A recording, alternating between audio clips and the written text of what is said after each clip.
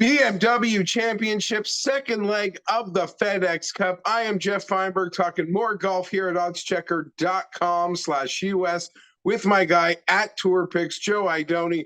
We're going to talk some props. If you missed my outright video with Rick Gaiman at Rick Run Good, it is up in the oddschecker feed. Like a lot of people, I'm going top heavy with my picks this week. Think it's a pretty finite field of winners, as BMW has shown us in the past. But we are here for the props. Speaking about top heavy, we'll get it out of the way together, Joe. You got bigger balls than I do. Tony Finau, I'm laying the juice. Minus 175 for the top 20.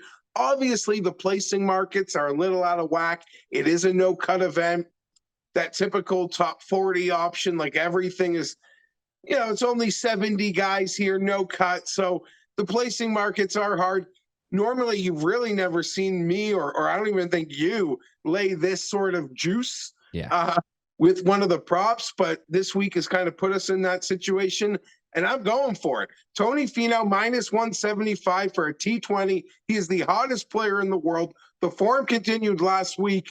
While we are uncertain of exactly how this course will play this week in Delaware, Joe, even if it plays the Bombers, or if people think it will play way shorter than the number, I actually think it sets up better for Finau than last week at St. Jude. So I think we're on a better course fit. I see no reason why the form doesn't continue.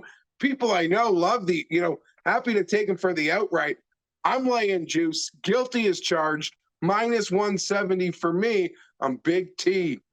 Yeah, I've got the outright, and I'm going right back and sort of doubling down on the top 10. Plus 155 over at FanDuel on the top 10. Taking the plus money there. He's obviously done it in 3 consecutive starts. You're right, Geoff. There's uncertainty regarding what exactly we're going to see in terms of a defense act from this golf course. I'm going to kind of stick with my opinion on it, that it's going to be easy. It's not going to be Caves Valley easy, but we're going to get to 20 under par. It's going to be bent grass course. We know that there's going to be an advantage, I feel like, for distance and players aggressive off the tee. He's been great at scrambling, by the way, as well. Second in the field in terms of scrambling. So if he does miss that fairway and put it in the rough, you've got 6 par 4s under 430 yards. Those are driver gap wedge holes for Tony Finau. Bent grass putting, we're back on that surface, whereas which is obviously advantageous for him throughout his career. Top 10, Tony, I'm going to roll with the outright. I'm going to roll with the top 10, plus 155.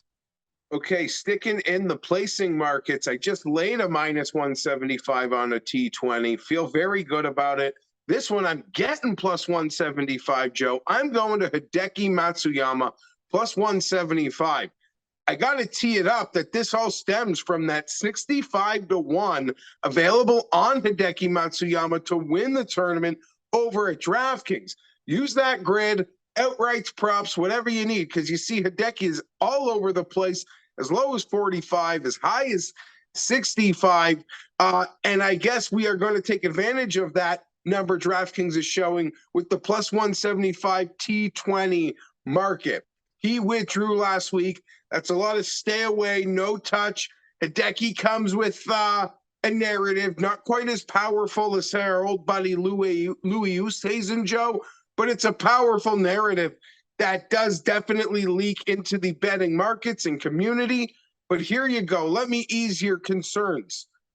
Hideki Matsuyama has a pretty nice track record of performing out of a WD. Important events as well. He just likes to get a little extra time off for a big event. The Olympics, he withdrew before, I guess no surprise, finished 4th place. The Masters this year, he withdrew right before, finished 14th, I believe. Big cash money, second leg of the FedEx Cup. The winner of this event is set up perfectly to control the strokes next week. Am I asking for the win? It's a big ask. Although that 65-1 is pretty attractive. Plus 175. You look at the other names in this tier on the T20 market, he's better than all of them.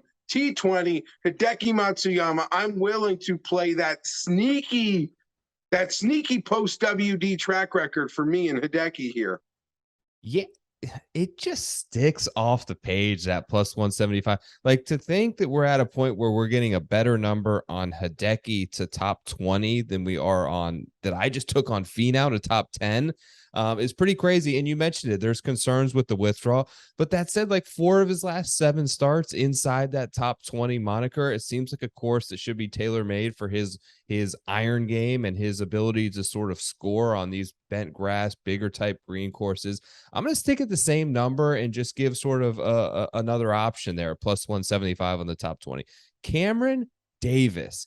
You play Cam Davis on bent grass. Like, the splits are drastic between putting surfaces where he's a loser on everything. He's one of the better guys in the field on bent grass, top 7 in terms of driving distance. So he's in the top 10% of this field in terms of distance off the tee. He is also, Geoff, an extremely underrated, like, short wedge player. I feel like he's often overlooked, but from 100 to 125 yards, which by the numbers I'm looking at, just looking sort of blindly at hole yardages, it seems like they're going to have 6, 7, 8 shots right in that range.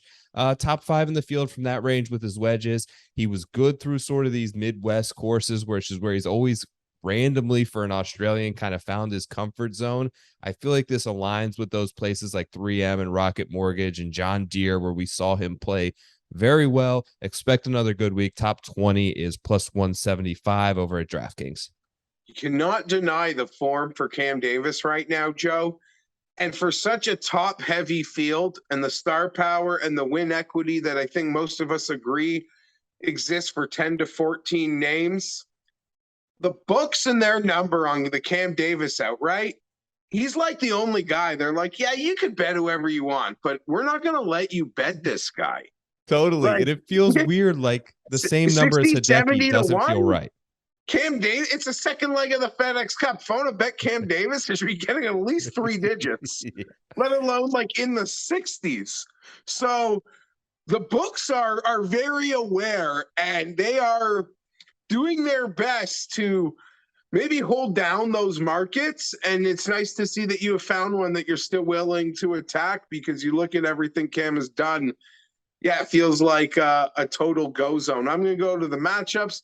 They've been successful for me. Last weekend took care of Lowry. This week, I am going to stick with the South Korean Joe, Tom Kim over Jordan Spieth, minus 110. Now, this was plus money a couple days ago, but now here we are on Wednesday. It's a minus 110. Kim over Spieth.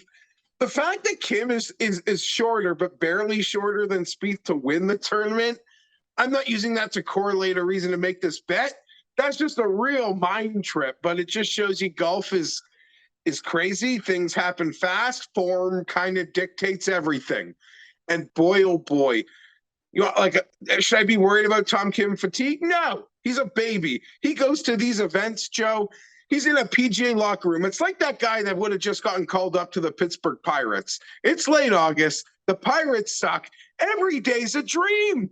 Yeah. Big league hotels, big league locker rooms, big league accommodations. Just going to the driving range and seeing he's got like 12 different ball brands he could pick from. Now, I know he's sponsored, but I'm just saying, like, the world he is in right now, it's a kid in a candy store. Jordan Spieth, long season. We got back that win. Some good momentum. Well, I don't want to say momentum, but good things happen for Spieth. He's got that President's Cup coming. He'll be at East Lake, but form, Tom Kim, you find when this guy's missed a fairway. Like, it's just fairways and 20 footers. Fairways and 20 footers. It's not going to 3-putt, so those are pars. Like, it's incredible what this guy has been up to, and I'll pick on Jordan Spieth to invest in Tom. Yeah. Love every point you made there. I'm going to go with my matchup and kind of try to be early on Collin Morikawa. Signs last week, had his best putting week since the Genesis. Like, thinking back to the beginning of the season, Geoff, like, probably one of the more guys that are the most disappointed in how 2022 took place from what their expectation level was. Hard to imagine many more than Collin Morikawa. Only really one finish inside the top 5. That said, 2 of his last 4 starts this summer were top 5 finishes at the US Open and at the FedEx St. Jude. Extremely strong fields. There were 2 missed cuts in there. Don't have to worry about a miscut this week. Everyone's getting through. I just feel like he has a chance right now to sort of save his season, save his expectations with a couple of good weeks down the stretch and really bring some momentum into next year, where by this time last year, we considered him probably a top 3 or 4 player in the world. Had a good putting week. I know he switched some things up with the grip and the style. Has made drastic improvements. I feel like with the approach play, going back to that US Open and kind of really working hard. Like, he's so young. He's not like Rahm, who just had a second kid. Like, he's got nothing to do but be out there and practice and figure this thing out. And I trust that his talent level is good enough. I know Sung J M is playing great, but Morikawa as an underdog in a matchup versus Sung J M over at DraftKings, he's plus 100, so it's not that much, but I do envision him having a very good week this week on top of what his performance was last week at St. Jude.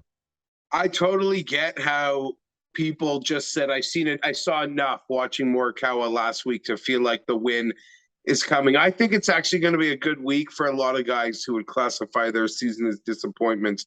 Morikawa, I think Victor, a long course, big greens will work for him. Yeah. And you mentioned Rahm there as well. 1 win in Mexico that's like, to a guy like that, he's got a half win on the year. You could almost call it a 0. And Joe, I think the dads out there will get this one. I bet Rahm this week for the win. I saw enough last week to try to chase it in the same way that you're betting Morikawa to an extent. Yes. Like, no, I just feel it's been a tough season, but we're going to finish big.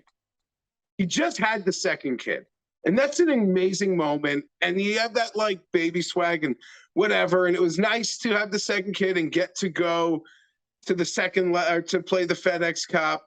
But now we're on like week 2 of the second kid. We've been there. We've both got 2 kids. The second's a little older.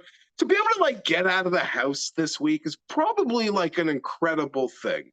Yes. I'm not putting down how much he loves his wife and the newborn and the 3-year-old or whatever, but it's very hectic. He can play with the afterglow of having the kid, but being away from that chaos of the house, I'm telling you, big week. Morikawa as well. All the disappointing season.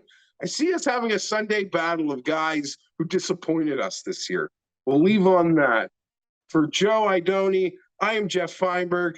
It's been a real fun PGA Tour season. We'll be back next week with East Lake.